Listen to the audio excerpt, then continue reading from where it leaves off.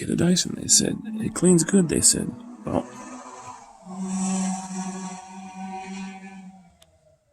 that's the rice burner.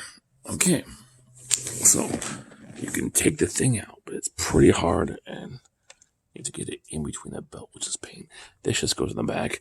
There's a little hose here with the clip if you want to pull it out, and there's another piece that goes here that I'm cleaning, and there's a lifetime HEPA filter, but this vacuum was given to me, so I decided to take that off. It has little tabs. Of course, one little piece broke off, as you can see, but that filter is being soaked in Green and sprayed, and then it's probably going to take hours to dry.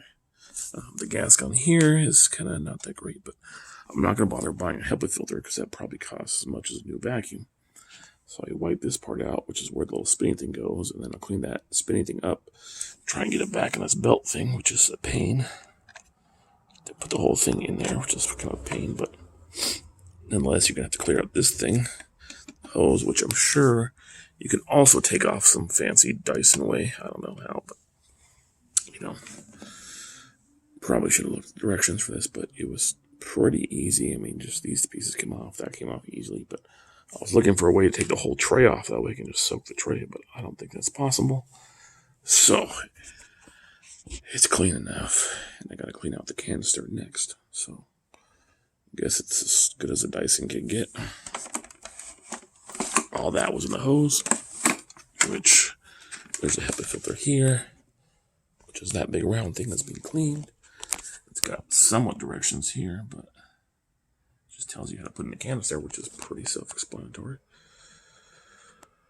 But there should be a simple way to take this roller off, you would think, to clean that. I mean, there's like these clip things, but I don't want to break the vacuum, so that's not going to happen.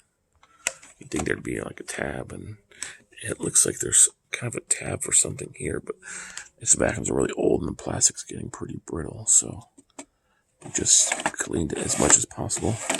This thing does not work anymore, but it still moves. It looks like you can take the whole thing off this way. I don't know, but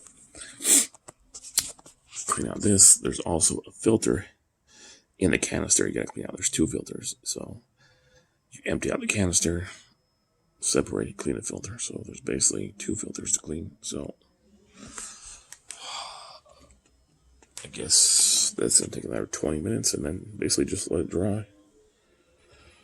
I wish I had a garage sink. It would make it much easier. Instead, I have to bring all the shit to the shower and soak it and then spray it down. But nonetheless, this is a wider vacuum, so it works good. And the cord is super long, so that's nice.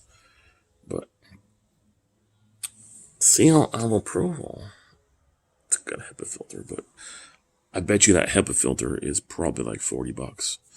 And I could buy a new vacuum for like $40, $50, $60. So I figure I'd just clean it.